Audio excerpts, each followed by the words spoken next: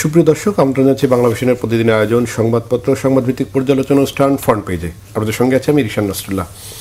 আর আজকে আলোচনা অংশ নেওয়ার জন্য আমার সঙ্গে স্টুডিওতে অতিথি হিসেবে রয়েছেন অধ্যাপক ডক্টর মোহাম্মদ মঈনুল ইসলাম, পপুলেশন সায়েন্সেস বিভাগ, ঢাকা বিশ্ববিদ্যালয়। আপনাকে স্বাগত জানাচ্ছি। আমরা আলোচনা শুরু করবো, তবে আমরা পত্রিকার উল্লেখযোগ্য সংবাদগুলোটি দেখে নিই। দৈনিক প্রথম আলো, ফ্যামিলি কার্ড চালু হচ্ছে, শিগগিরই খাল খনন শুরু, আন্তঃমন্ত্রণালয় সভা আসছে, প্রধানমন্ত্রী তারেক রহমান। পরিবহনে চাঁদাবাজিকে সমঝোতা বলে মন্ত্রীকে বৈধতা দিলেন, এক মাসেই মশা বেড়েছে 40%। আমার দেশ, রাজনীতিতে ফিরতে আওয়ামী লীগ মরিয়া, তৎপর ভারতীয় লবি। আদানির চুক্তি পর্যালোচনা করছে সরকার, উচ্চ পর্যায়ের বৈঠক। তারেক রহমানকে অভিনন্দন জানিয়ে ট্রাম্পের চিঠি, বাণিজ্য চুক্তি বাস্তবায়ন ও প্রতিরক্ষা চুক্তি দ্রুত সম্পন্নের আহ্বান। দৈনিক ইত্তেফাক, অর্থনীতির স্থবিরতা কাটিয়ে আস্থা তৈরি বড় চ্যালেঞ্জ নতুন সরকারের সামনে। প্রধানমন্ত্রী তারেক রহমানকে অভিনন্দন ডোনাল্ড ট্রাম্পের, বাণিজ্য চুক্তি বাস্তবায়ন ও প্রতিরক্ষা চুক্তি সম্পন্ন করার আহ্বান। ঈদের আগে 8 উপজেলায় চালু হচ্ছে ফ্যামিলি কার্ড। সমকাল, ইশতেহার ধরে 180 দিনের পরিকল্পনা তৈরির কাজ শুরু। নতুন সরকারের সামনে 3 চ্যালেঞ্জ, নাগরিক প্ল্যাটফর্মের পর্যালোচনা। চলতি মাসেই যমুনা ছাড়বেন ডক্টর মোহাম্মদ ইউনূস। যুগান্তর, প্রধানমন্ত্রীর সভাপতিত্বে আন্তঃমন্ত্রণালয় সভা, রমজানেই ফ্যামিলি কার্ড অগ্রাধিকার হতদরিদ্র।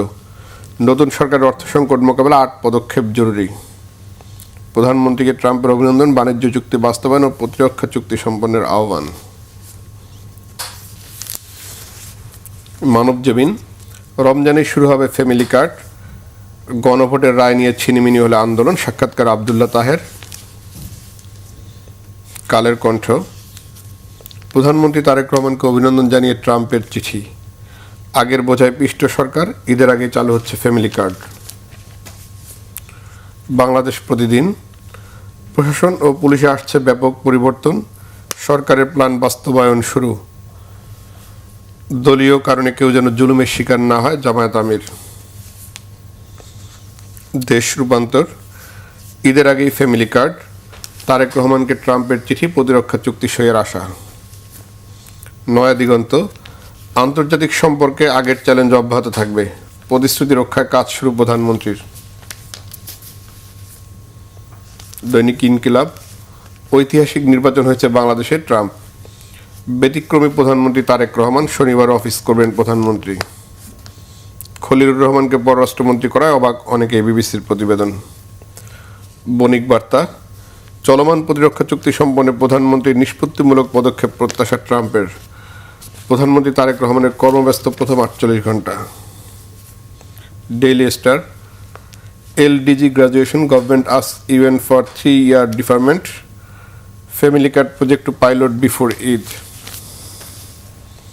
Daily observer, family card for ultra poor to launch on pilot basis before Eid.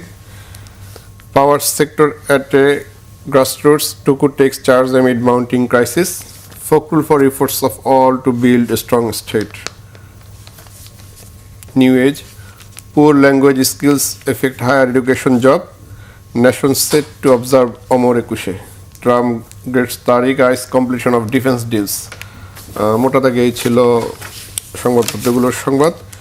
দেখা যাচ্ছে যে নতুন প্রধানমন্ত্রী হিসেবে দায়িত্ব নেওয়ার পর তারেক রহমানের যে কার্যক্রম, সেগুলোকে আসলে অগ্রাধিকার দিয়েছে গণমাধ্যমগুলো। আমরা যদি তারেক রহমানের নতুন দায়িত্বকে আমরা বণিক বার্তা যে রিপোর্টটি 48 ঘন্টা, তার মধ্যে বেশ কিছু পদক্ষেপ তিনি নিয়েছেন। 180 দিনের কর্মসূচি করার কথা বলেছেন। তাদের যে নির্বাচনী ইশতেহারে যে ফ্যামিলি কার্ড ছিল, সেটিকে করার জন্য একটি মন্ত্রী পরিষদের কমিটিও তারা গঠন করেছেন, 15 সদস্যের, অর্থমন্ত্রীকে প্রধান করে। তারেক রহমানের এই কার্যক্রমগুলো আসলে কীভাবে বিশ্লেষণ করবেন? ধন্যবাদ আপনাকে। একই সাথে বাংলা ভিশনের দর্শক শ্রোতা যারা রয়েছেন তাদের সবাইকে শুভেচ্ছা জানাই। আপনি যে প্রশ্নটি করেছেন যে তারেক রহমানের এই কার্যক্রমকে 48 ঘন্টার কার্যক্রমকে কীভাবে দেখব, আমি মনে করি যে এটি শুভ উদ্যোগ। প্রথম কথা, যদি শুভ উদ্যোগ, এখন প্রথমবারের মতো বাংলাদেশের প্রধানমন্ত্রী উনি নির্বাচিত হয়েছেন। নির্বাচনের আগে ওনাদের সুনির্দিষ্ট নির্বাচনী ইশতেহার ছিল, তাদের রাজনৈতিক বিভিন্ন কর্মকৌশলের কথা জনগণকে আগে থেকে জানানো হয়েছে, তারা কি করবেন নির্বাচিত হলে গেলে। তো মোটা দাগে যদি বলি যে নির্বাচনী যে ইশতেহারে ছিল, সেই ইশতেহারে তাদের কর্মকাণ্ড বাস্তবায়ন করবে সেই জিনিসগুলো আমাদের সাথে আগেই বলা হয়েছে। এখন এই কার্যক্রমগুলোকে যদি বাস্তবায়ন করতে হয় তাহলে প্রথমেই কর্মকৌশল নির্ধারণ করতে হবে। সে প্রেক্ষাপটে দেখতে পেয়েছি উনি দায়িত্ব গ্রহণ করার পর যেই কমিটিটি গঠন করেছেন, অর্থাৎ 180 দিনের একটা পরিকল্পনা করছেন, মানে 6 মাসের মতো আর কি। এখন এই পরিকল্পনার জন্য যেই 15 সদস্যের কমিটি করেছেন, এটাকে আমি মানে সাধুবাদ দিব, অবশ্যই সাধুবাদ দিব।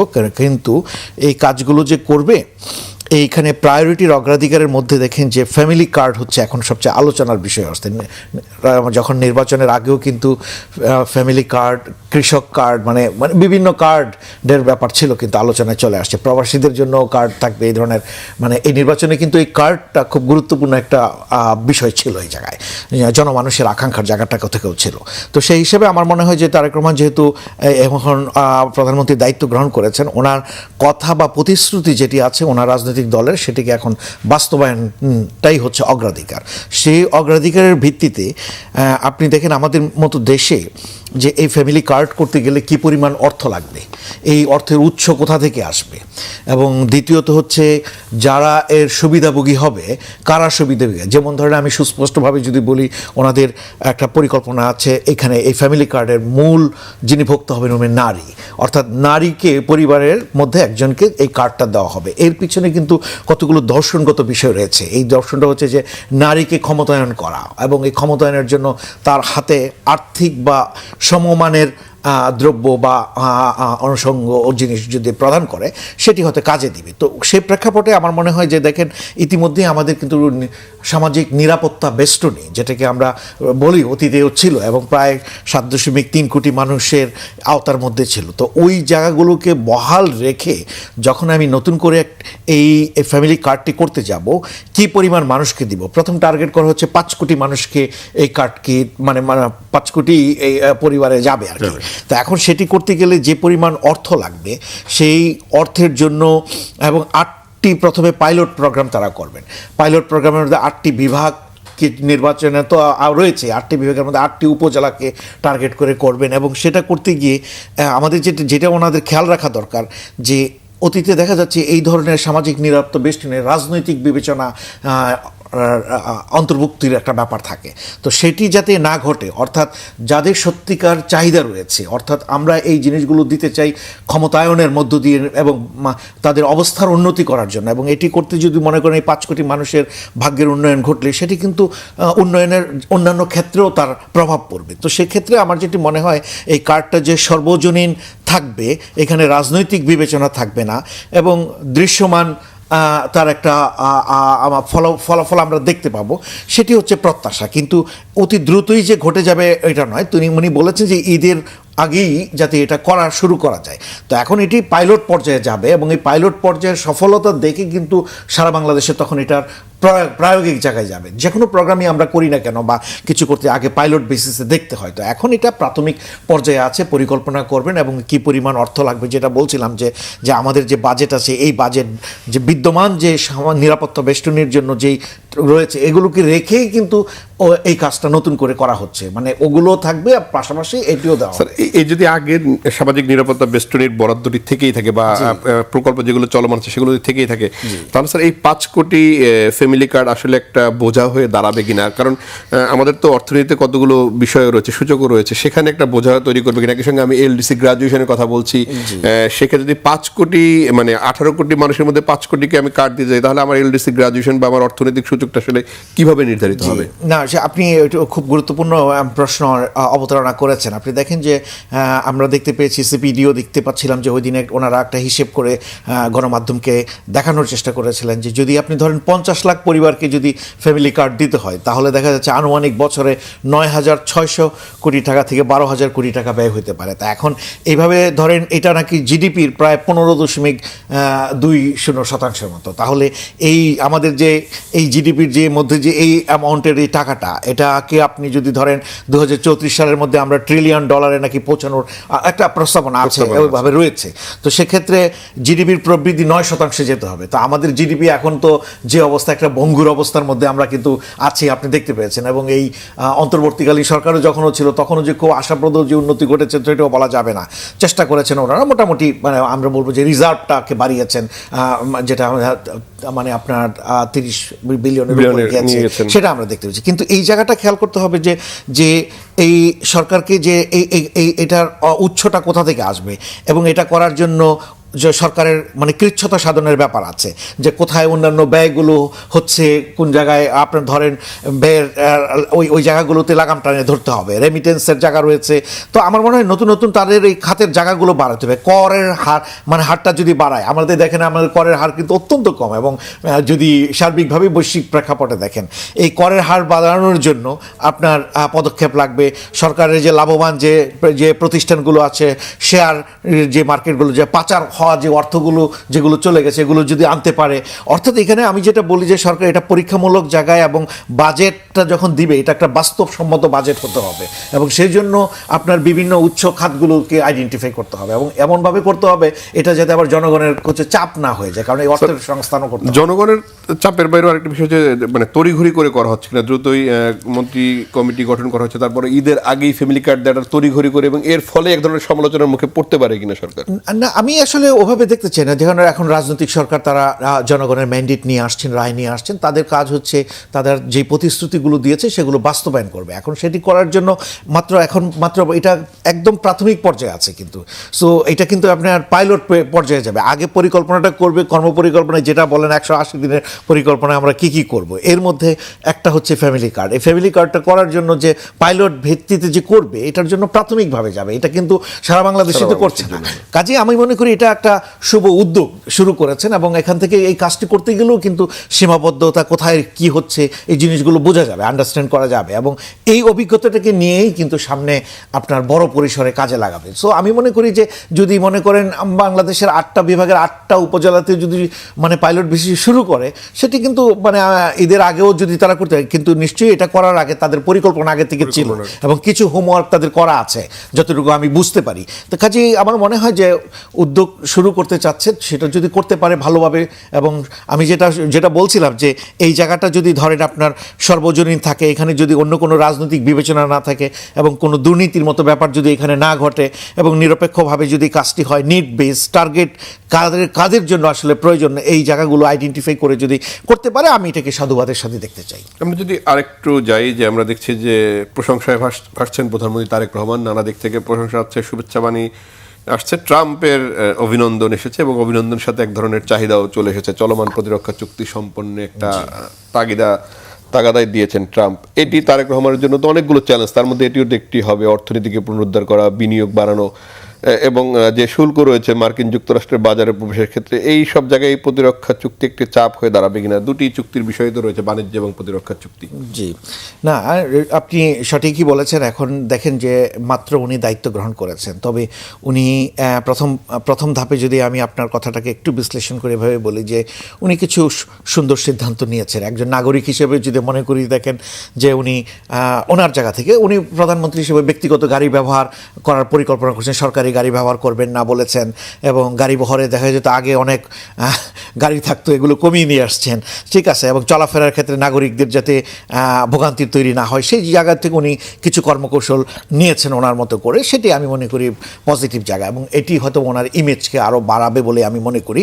এবং জনভোগান্তি যদি যেটা না ঘটে, এবং এমন কিছু কর্মকাণ্ড করা, সেখানে কৃচ্ছতা সাধন করে যদি ভালো কিছু এক্সাম্পল তৈরি করে যায়, কারণ উনি কিন্তু একটা বড় ধরনের একটা মানুষের প্রত্যাশা নিয়ে উনি আসছেন, এবং উনি যদি একটা ওই ধরনের একটা নেতৃত্ব দিতে পারেন যেটি হয়তো বা ভবিষ্যতের জন্য পাথেয় হতে পারে, তো সে প্রেক্ষাপটে এটি একটি ভালো দিক। এখন আপনি যেটা বলেছেন যে বৈশ্বিকভাবে সবাই কিন্তু এই নির্বাচনটাকে গ্রহণযোগ্য বলে স্বীকৃতি দিয়েছে, এবং পাশাপাশি অভিনন্দন যেটি আপনি বলছেন যে ট্রাম্প দিয়েছে, কিন্তু তার আগে ভারত, ইন্ডিয়া থেকে শুরু চায়না এবং মালয়েশিয়া, পৃথিবীর মোটামুটি, এবং ইউরোপিয়ান ইউনিয়ন বলেন, কমনওয়েলথ বলেন, সবাই কিন্তু করেছেন।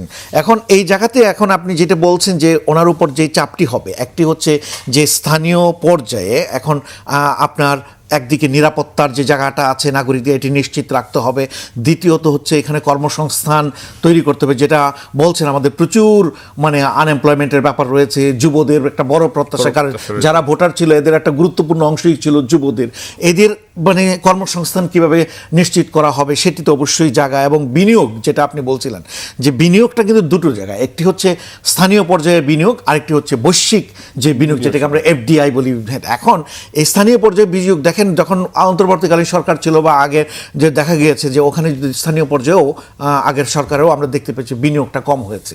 এখন রাজনৈতিক সরকার যেহেতু ক্ষমতায় চলে আসছে, উনি মোটা দাগে আমরা ধরে নিচ্ছি যে এই সামনের 5 বছর ক্ষমতায় থাকবেন, কাজে এই সময়ে কিন্তু যারা বিনিয়োগ করেন তারা দেখেন যে রাজনৈতিক অবস্থাটা কি, পরিবেশটা কতটুকু স্থিতিশীল আছে, ওই জায়গাটা একটু চিন্তা করেন। এখন আমি মনে করি যে বিনিয়োগ হওয়ার একটা সুযোগ আসছে, তৈরি হয়েছে, কিন্তু এখানে যে প্রতিষ্ঠানগুলো আছে যারা বিনিয়োগ করতে চায় তাদেরকে যদি কোনো রকমের ভোগান্তির মধ্যে না ফেলা হয়, তাদেরকে এনকারেজ করা।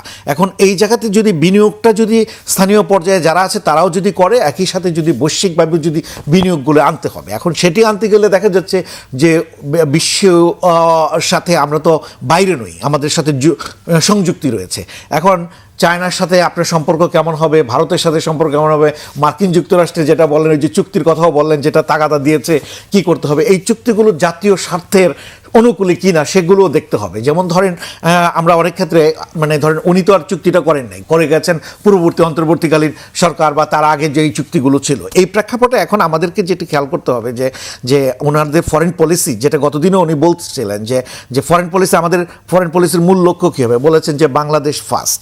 তো এখন এটাই যদি বাংলাদেশ ফার্স্ট হয় এবং তাহলে বাংলাদেশের স্বার্থ রক্ষা করা, যেখানে বলা হচ্ছে পরস্পরের স্বাধীনতার প্রতি শ্রদ্ধা রাখা, কারো অভ্যন্তরীণ বিষয়ে হস্তক্ষেপ না করা, কাজে ওখানেই কিন্তু খেয়াল করতে হবে ওই চুক্তির বিষয়ে, এই চুক্তিতে কোনো অভ্যন্তরীণ বিষয়ে হস্তক্ষেপ হচ্ছে কিনা, জাতীয় সম্মান যেটা ডিগনিটি, মর্যাদা এবং পারস্পরিক সুবিধার বিষয়ে নিয়ে চিন্তা করা। তা এই যদি হয় আমাদের মানে বৈশ্বিক পররাষ্ট্র সংক্রান্ত বা ফরেন পলিসির যে প্রিন্সিপাল বা নীতি, এই নীতির বাস্তবায়নের এই আলোকে আপনাকে তাহলে এখন এই চুক্তির বিষয়গুলো যেতে হবে, আলোচনা করতে হবে এবং আমাদের প্রেক্ষাপটে যেতে হবে। তবে তার একমানের জন্য তো অবশ্যই আমি মনে করি যে এমন একটি বাস্তবতায় উনি দায়িত্ব নিয়েছেন। একদিকে তো অবশ্যই উনি ওনাকে অভিনন্দন জানিয়েছি, সেটি তো যে কোনো রাষ্ট্রপ্রধান যারা নির্বাচিত হয় গণতান্ত্রিকভাবে, এটা সবাই কম বেশি কাস্টমস হয়। এখন মূল বিষয় হচ্ছে সম্পর্কের মাত্রাটা কেমন হবে, আপনি কার দিকে ঝুঁকে যাচ্ছেন, বা ওই বিশ্ব আন্তর্জাতিক বিশ্বে কার সাথে আপনার সম্পর্ক, কোথা থেকে আপনি বাণিজ্য করবেন, বিনিয়োগ কোথা থেকে আনবেন, সেটি একটা দেখার বিষয় রয়েছে। তবে এখন দেখেন আমরা কিন্তু আমাদের যেহেতু এমনিতেই বিনিয়োগ কম, কম্পারেটিভলি যদি আপনি লক্ষ্য করেন বিনিয়োগটা কম হচ্ছে, কিন্তু আমাদের দরকার প্রচুর বিনিয়োগ আনা। এবং এই ফরেন পলিসির সাথে লক্ষ্য রেখে আমি যেটা মনে করি খুব এমনভাবে চুক্তি বা কর্মকৌশলগুলো নিতে হবে, যেই চুক্তিগুলো যেগুলোর তো আবার মানার বাধ্যবাধকতার ব্যাপার আছে, বা ওই জায়গাতে কী ধরনের টার্মস অফ রেফারেন্স রয়েছে সেগুলোকে রিভিউ করা। এখন যেহেতু গণতান্ত্রিক সরকার, ওনাকে এগুলো কিন্তু রিভিউ করতে পারেন এবং করে সেটাকে কিন্তু আলোচনা করে কিন্তু করতে পারেন। এই যে দেখেন ট্রাম্প গভর্নমেন্ট শুল্ক আরোপ করেছিল, করার পর দেখা গেল ভারতের উপরও কিন্তু বড় ধরনের শুল্ক আস্তে আস্তে কমিয়ে নিয়ে আসছে। তো এখন জায়গাগুলো হচ্ছে আলোচনা করতে হবে এবং প্রত্যেকটি সেক্টর ধরে ধরে এই কাজগুলো করতে হবে। এবং পাশাপাশি আমি যেটি বলবো যে আমাদের কিন্তু কাউকে এনিমি ভাবার দরকার নেই, আমাদের দরকার হচ্ছে সবাইকে বন্ধুত্ব বা আস্থার মধ্যে নিয়ে আমাদের এখানে যদি যত বেশি বিনিয়োগ আনতে পারবো তত বেশি কর্মসংস্থান হওয়ার সুযোগ ঘটবে, তত বেশি কাজের সুযোগ আসবে। এবং সেটি কিন্তু যায়, এখন যদি বিনিয়োগটা আমি না আনতে পারি বা আমি যদি স্থানীয় পর্যায়ে যদি কর্মসংস্থান তৈরি না করতে পারি, তাহলে সেটি কিন্তু বড় চ্যালেঞ্জ হয়ে যাবে পরবর্তীর জন্য, এবং সেটি রাজনৈতিকভাবেও কিন্তু বড় চ্যালেঞ্জ হয়ে যাবে। সো আমি যেটি বলতে চাই এই মুহূর্তে যে আমাদের এই জায়গাতে অত্যন্ত সতর্কভাবে, বিশেষ করে মানে এই বর্তমান যে মন্ত্রিপরিষদ যারা আছেন, যারা সরকার কাঠামোর মধ্যে রয়েছেন, তারা আমাদের আঞ্চলিক বা বিশ্ব বৈশ্বিক প্রেক্ষাপটে চিন্তা করতে হবে। মোটামুটি আমি দেখতে পেয়েছি আমাদের যিনি পররাষ্ট্রমন্ত্রী রয়েছেন উনিও সাংবাদিকদের বলছিলেন যে কী কর্মকৌশলে তারা আগাবেন। তো এই আলোকে আগানো দরকার। এবং ওই যে বললাম যে কূটনীতিতে শেষগুলো কোনো কথা নেই, আলোচনা করতে হবে, ডায়ালগ করতে হবে এবং সেটা জাতীয় স্বার্থে আমাদের স্বার্থের অনুকূলে রেখে কাজটা করতে হবে। কিন্তু স্যার ট্রাম্পের এই চিঠিটি আসলে এক ধরনের চাপই তৈরি করলো কিনা, যখন আপনি মার্কিন যুক্তরাষ্ট্রের সাথে চুক্তি করতে যাবেন তখন ভারত চায়না এক ধরনের প্রতিপক্ষ তৈরি হয়। যদিও আমরা পররাষ্ট্রনীতিতে বলছি যে সবার সাথে বন্ধুত্ব বাংলাদেশের পররাষ্ট্রনীতিতে, কিন্তু এই চুক্তির টানাপোড়েনে বা এই ধরনের সম্পর্কের টানাপোড়েনে গিয়ে আসলে বন্ধুত্ব রক্ষা সম্ভব হয় কিনা সবার সাথে? না, বিষয়টা হচ্ছে কি ওই সম্পর্কের মাত্রাটা কম বেশি ভেরি করে আপনার, মানে দেখা যাচ্ছে যে কখন কোন সরকার থাকে তাদের সাথে থাকে। এখন এই জায়গাটাই হচ্ছে যে পারস্পরিক আপনি নেগোসিয়েশন টেবিল যখন হয়, আলোচনা যখন হয়, তখন দুই পক্ষের মধ্যে নেগোসিয়েশন স্কিল, দক্ষতা, ওই জায়গাগুলো কিন্তু খুব গুরুত্বপূর্ণ। কিভাবে কাজগুলো করছেন, আপনাকে আপনার জায়গা থেকে আপনার স্বার্থের অনুকূলে চেষ্টা করতে হবে যাতে আমার স্বার্থ কোনোভাবে ক্ষতিগ্রস্ত না হয়। তো যে প্রেক্ষাপটে ওনারা যে ইশতেহারেও বলেছেন বাংলাদেশ ফার্স্ট, মানে সবার আগে বাংলাদেশ, তাহলে ডেফিনেটলি চিন্তা করতে হবে বাংলাদেশের এই চুক্তির মধ্যে যদি বাংলাদেশ কোনোভাবে যাতে এখানে খাটো তৈরি না হয় বা কোনো ধরনের আমাদের ক্ষতিকর জায়গায় তৈরি না হয়। এখন আপনি যেটা বলছেন ওইটা একটা চ্যালেঞ্জ, নো ডাউট, কিন্তু এই আলোচনাগুলো তো আমাদের করতে হবে এবং এই নেগোসিয়েশনের জায়গা থেকে বিভিন্নভাবে দেখতে সবাইকে আস্থায় নিয়ে আসতে হবে। এবং আমাদের জন্য তো ধরেন যেখান থেকে আমরা সবচেয়ে বেশি বিনিয়োগ পাবো এবং সেটি যদি আমাদের দেশের অনুকূলে হয় এবং সেটি যদি জনমানুষের মঙ্গলের জন্য হয়, তো সেটার জন্য তো আগাতে হবে। এবং এখানে যদি ব্যারিয়ার থাকে সেগুলোকে নেগোসিয়েশন টেবিলে, যেটা বলছিলাম যে আপনার কিছু আলোচনা হয়, মানে বিভিন্ন পর্যায়ে আলোচনাগুলো হয়, হঠাৎ করে তো হয়ে যায় না। এই যে দেখেন, যেটা আপনাকে একটা উদাহরণ দিলাম, যে বলেছিলাম যে যেখানে শুল্ক আরোপ করেছিল অনেক বেশি পরিমাণে, আস্তে আস্তে আস্তে আস্তে কিন্তু কমিয়ে নিয়ে আসছে, তাই না? তো এখন এই জায়গাগুলো আলোচনা করতে হবে এবং আমি বলবো যে এখানে নেতৃত্ব একটা খুব গুরুত্বপূর্ণ ভূমিকা রাখবে। স্যার, রাজনীতিতে ফিরতে আওয়ামী লীগ মরিয়া, তৎপর ভারতীয় লবি, এটি বেশ আলোচনায়। নির্বাচন কেন্দ্রিক ভোটের হিসাব নিকাশে আওয়ামী লীগ গুরুত্বপূর্ণ ভূমিকা রেখেছে। এটি বাইরে থেকে বলা হচ্ছিল যে দুই প্রধান জোটই আসলে আওয়ামী লীগের ভোট টানার জন্য অস্থির হয়ে উঠেছিল এবং তার ফলশ্রুতি কিছু কিছু জায়গায় আমরা দেখেছি নির্বাচনের পরে অফিস খোলা হয়েছে। এখন আমার দেশের প্রতিবেদনটি ভারতের এর আগেও আমরা দেখছি ভারতের লবিং ছিল আওয়ামী লীগের প্রতি, অর্থাৎ এটি এক ধরনের চাপ তৈরি করবে কিনা নতুন সরকার বা নতুন সংসদের উপরেই। এখন ধরেন আওয়ামী লীগ গত নির্বাচনে অংশগ্রহণ করতে পারেনি, কিন্তু তাদের কর্মী সমর্থকরা তো বাংলাদেশ থেকে চলে যায়নি, ওরা তো দেশের মধ্যেই অবস্থান করেছে এবং ওনারা ধরেন ভোট দেওয়ার ক্ষেত্রে কত শতাংশ মানুষ ভোট দিয়েছে সেটার জন্য হয়তো আমরা সঠিকভাবে বলতে পারবো না। নিশ্চয়ই তারা ভোটেও হয়তো অংশগ্রহণ করেছে, না হলে ভোটের পার্সেন্টেজ হয়তো বা যদি বেশি মাত্রায় করতে হয়তো আরও বেশিও হতে পারতো।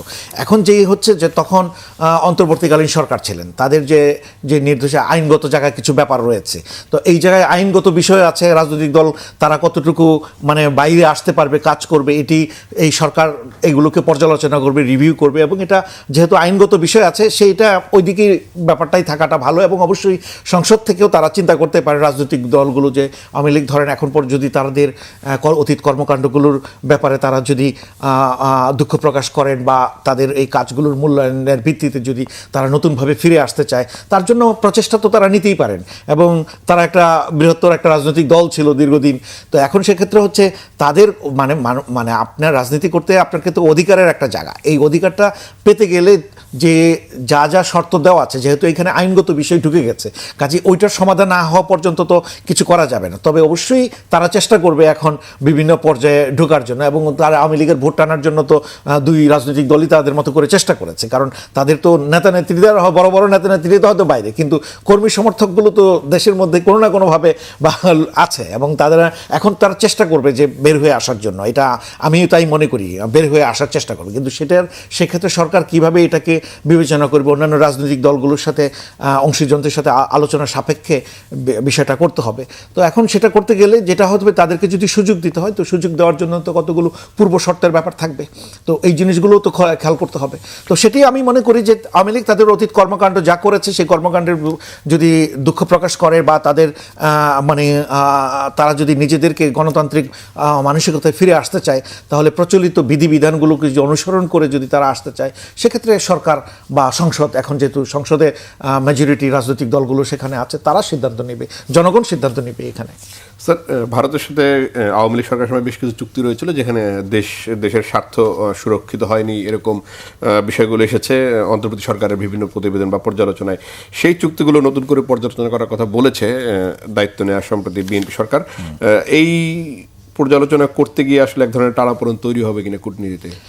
হ্যাঁ, কূটনীতিকে যেটা হচ্ছে কি টানাপোড়েন আমি বলবো না, মানে ভারত আমাদের হচ্ছে প্রতিবেশী দেশ এবং আপনি কোনোভাবেই ভারতকে কিন্তু আপনি ইগনোর করা ঠিক হবে না। এবং আমরা প্রতিবেশী দেশগুলো দেখেন, প্রেসিডেন্ট জিয়াউর রহমান যখন ছিলেন উনিও কিন্তু দেখেন মনে করেছিলেন যে একটা সার্ক যেটা ইনিশিয়েটিভ করেছে, কেন করেছে, কারণ এই অঞ্চলের মানুষগুলোর মধ্যে যাতে সম্পর্কের মাত্রাটা ভালো হয়, পারস্পরিক সহযোগিতার ভিত্তিতে আগানো যায়, সেটি হচ্ছে মূল লক্ষ্য। আপনি দেখেন এই যে ফারাক্কা, এটাও নিয়ে এখন সামনে চলে আসবে, এই পানি সংক্রান্ত আলোচনার বিষয় চলে আসবে। তো এখন এই জায়গাটা যেটা হচ্ছে কি, ধরেন ভারত, আমার যেটা মনে হয় যে অন্তর্বর্তীকালীন সরকারের সময় যে অবস্থানে ছিল এই সরকারের ক্ষেত্রে সে অবস্থানে নাই। আর ইতিমধ্যেই তাদের স্পিকারকে পাঠিয়েছেন, ইতিমধ্যেই দেখতে পাচ্ছেন যে আমাদের প্রধানমন্ত্রী তার পরিবারকে সপরিবারে ভারতে আমন্ত্রণ করেছেন। তার মানে ভারত কিন্তু আন্তরিক মনে হচ্ছে সম্পর্কটার মাত্রাটাকে আরও সহজ করা, এবং ভিসার যে ব্যাপারটি ছিল গণমাধ্যমে জানতে পারছি এটিকেও সহজ করে নিয়ে আসবে, অর্থাৎ যে আগে যে ট্যুরিস্ট ভিসা যেগুলো বন্ধ ছিল এগুলোকে আবার নতুন করে প্রবর্তন করার পরিকল্পনার মধ্যে রয়েছেন। আমি যেটা মনে করি যে এই মুহূর্তে